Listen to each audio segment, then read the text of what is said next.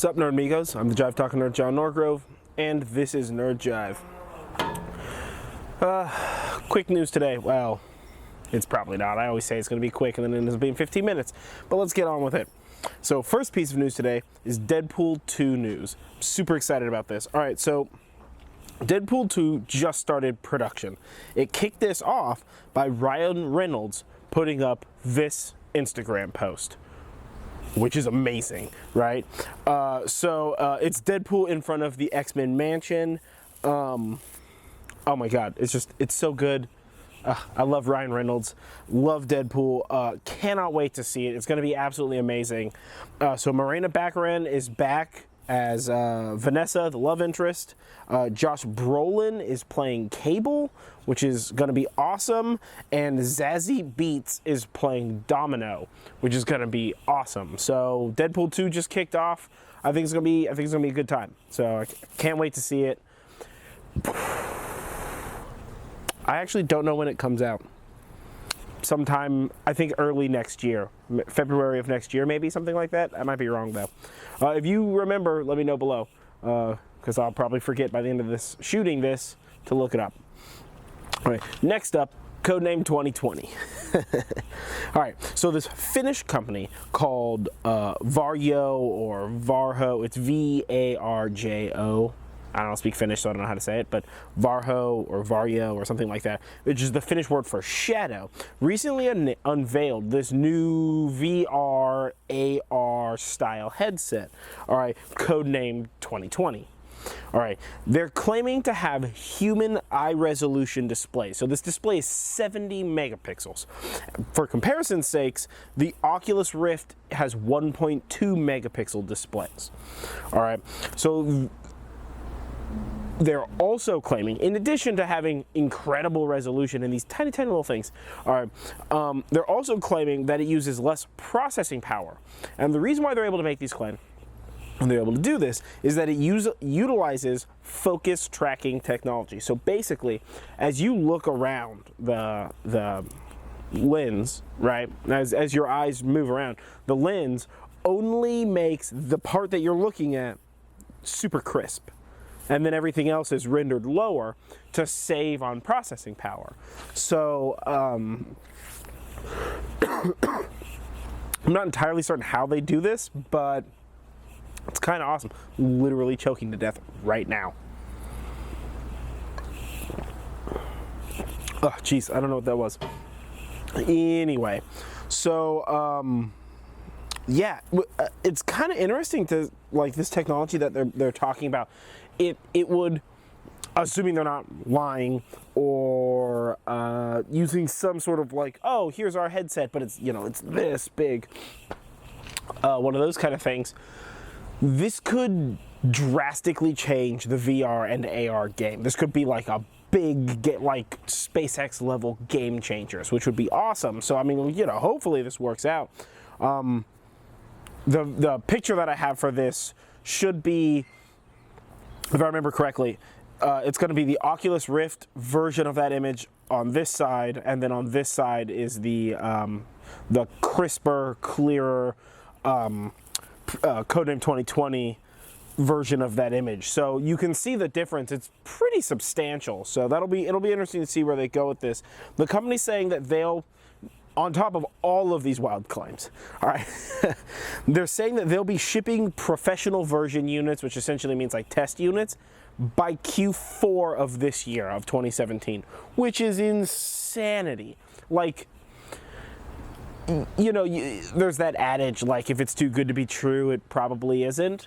And I'm sort of that mind right now when it comes to this stuff, but that's a lot. Like, that's huge if they have this active eye tracking and it uses less processing power, so you don't need one of these dope gaming rigs to do it, and it's incredibly high resolution, and it's VR and AR capable. Like, that's a lot of stuff in one pot. I have my doubts. We're still waiting on the what is it, like Leapfrog, revolutionizing augmented reality and virtual reality bloody nonsense out of, I think, Florida, that we've not heard anything of, and people backed and kickstarted and all that kind of stuff. So, you know, it's that too good to be true thing. But yeah, here's hoping. Varho, however that's pronounced. If somebody can spell it phonetically below, tell me.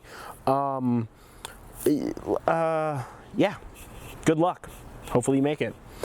So next up is Pokemon Go news, and if you don't play Pokemon Go anymore, you're a piece of shit and you should feel bad. Because I still play, and fuck off.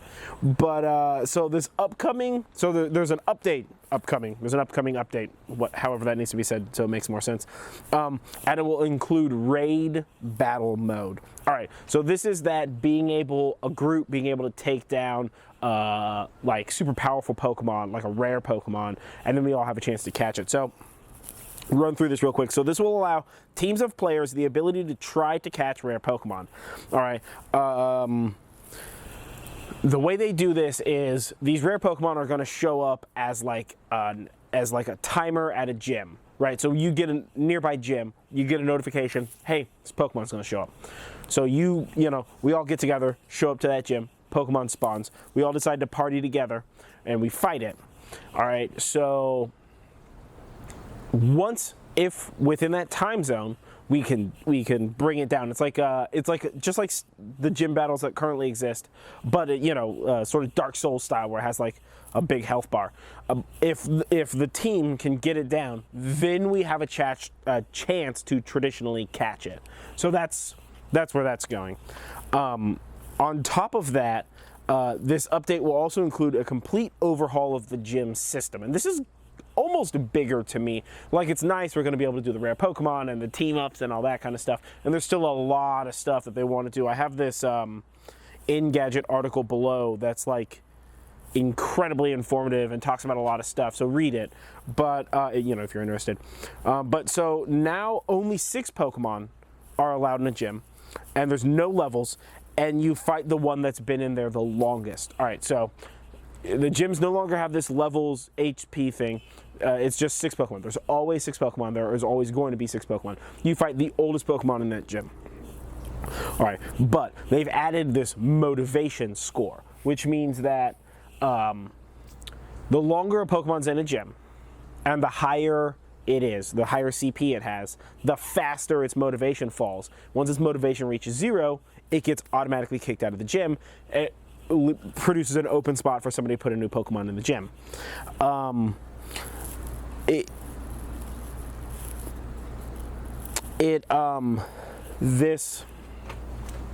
This means that the gyms will be recycled more frequently. So you'll have more new different Pokemon in the gyms. In addition to this, all right, you can feed berries to your Pokemon. So like, let's say I could put a Pokemon in this gym over here, right? I can then go back to that gym, feed some berries to it, and that's gonna up his motivation level as it falls. So it falls down with time. I can pump it up with berries, and this kind of lets that. This sort of lets them. People who are active will still present great challenges in defeating a gym, but people who are not active, they'll be sort of recycled out, kind of a thing. So Niantic is claiming that it is good for both moderate gamers and heavy challenge-based gamers. I put all this in quotes because I don't think Pokemon Go should count as gaming, and I think if you play it, you shouldn't count as a gamer. But that's just my personal opinion, and I still play, and I love that game, so whatever. Gyms will also start offering badges, and I don't really know what that means, but they're going to start offering badges, which is cool. Whatever, you get a fancy token, I'm okay with that. As well as all gyms will become Pokestops. So if you can't defeat the gym, or the gym's like too gangster, then you can you still collect your swag at the gym, as it were. So that's, plus more Pokestops is better, so that's good. That's awesome. But if you want more, the Engadget article includes some like ideas of what they think is going to come after this, and like a much more in-depth, detailed talks about what this is. So we're going to read that below. All right, next up is Russian rockets. So the Senate just recently passed an amendment to the Iran-Russia sanction bill. Now, so this bill concerns purchasing from organizations that work with the Russian defense and intelligence departments. This bill would have stopped So we're trying to put sanctions on Iran and Russia, and in doing so, we don't want to work with companies that work directly with defense and intelligence. All right. So in doing so, this would have stopped us from buying rocket engines from Russia. Obviously, the people that build rocket engines for Russia work with the Department of Defense. Duh. So the Senate wrote an amendment to this bill saying, like, you could buy rocket engines still, it's cool. And it passed through the Senate. So, okay, so the reason why we want to do this is that ULA's Atlas V, which I've talked about in a previous video, uses the Russian RD-180 engine. All right, and Orbital ATK's Antares rocket uses the RD-181. It actually uses a pair of RD-181s, but whatever. So we do have like in-use rockets that utilize Russian engines. And so, you know, we want to be able to continue to purchase these. The amendment still needs House approval, but it passed the Senate 94-6, which is like pretty big. It's like obviously hyper bipartisan. And the bill, not the amendment, but the bill passed through the House at 98-2. So it looks like it'll probably pass. All right. Now, this could have been a major hit to American spaceflight. If we hadn't done this, although I feel like I have to mention that it would not have affected SpaceX at all because they build their own engines, which sort of brings me around to a greater point. We need to move as a country in spaceflight towards what SpaceX does. We shouldn't be relying on Russia to build these engines. Now, people in the Senate and in the House agree with this. Americans need to start building American engines again, and we need to start utilizing American engines and American technology in this stuff and not rely on Russia to provide us the engines that allow us to lift supplies to the International Space Station and satellites into space and all this kind of stuff, which is, to me, this is kind of like a twofold thing. One, start spending more money with SpaceX because those guys build them in, you know, inside of this country, dope style. And two, NASA and the ULA, which is Boeing and Lockheed Martin, if I remember correctly, and Orbital ATK, who I'm not 100% certain who that is. All of these people need to get off their asses, hire some goddamn engineers, all right, and design some American rockets and build them in-house. If SpaceX can build his rockets in America, move them wherever the hell they're built in America to wherever the hell they're going to launch from in America, and then launch them for cheaper than the ULA's Saturn Atlas V can lift, then why the hell are we even doing this? You see what I'm saying? Like, this is like, it's dumb. He can do it. He's clearly not like a madman. He's clearly not cheating the system or something. He might still be completely insane. Either way, I love him, so I'm okay with it. But the greater point is that if he can do it, why can't ULA or ATK or NASA or somebody like that? Let's not rely on Russia. Let's get our shit together, act like some goddamn adults, build it in-house. Plus, that's gonna give jobs. Everybody likes jobs. President talks about that shit literally all the time. So there you go. You got jobs. You can make it into a STEM thing and get more people into the STEM fields and blah, blah, blah, blah, blah. It works, so let's fucking do it. You know what I'm saying?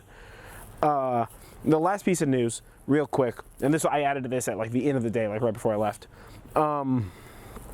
is some Star Trek Discovery news. So we just got a premiere date for Star Trek Discovery, which is awesome. So the first episode airs Sunday, September 24th.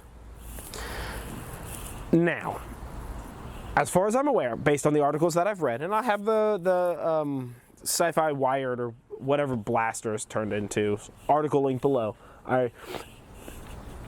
It sounds like the first episode is still going to be aired on CBS on television. The rest of the episodes you have to go to CBS All Access to watch. That's over. All right, so they're also doing something stupid with this. September 24th, Sunday, first episode airs. We are going to get 8 episodes, which is the first half of the season. All 8, blah, they're going to air. Then we're going to take a break, and in January of 2018, the remainder, the other 7 will air, because it's a 15, they just recently increased it from a 13 episode to a 15 episode season, so they're pushing the second half of the season to January. So not only do you have to watch it on CBS All Access, but you also have to wait till January to see the second half of the show, which part of me is okay with and part of me thinks is entirely stupid. Outside of the US, I believe you can watch the show on Netflix. I think I remember that being a thing. But inside of the US, you have to watch it on CBS All Access. Now, I'm a Trekkie. I'm going to pay for CBS All Access. That being said, it's going to ruin the show, and it's going to make CBS's numbers suffer, and that's stupid, and CBS doesn't understand what they're doing. Time and time again, CBS has proven that they don't know what the fuck they're doing with the TV rights for Star Trek. And this should go at the top of the list of one of their dumb ideas.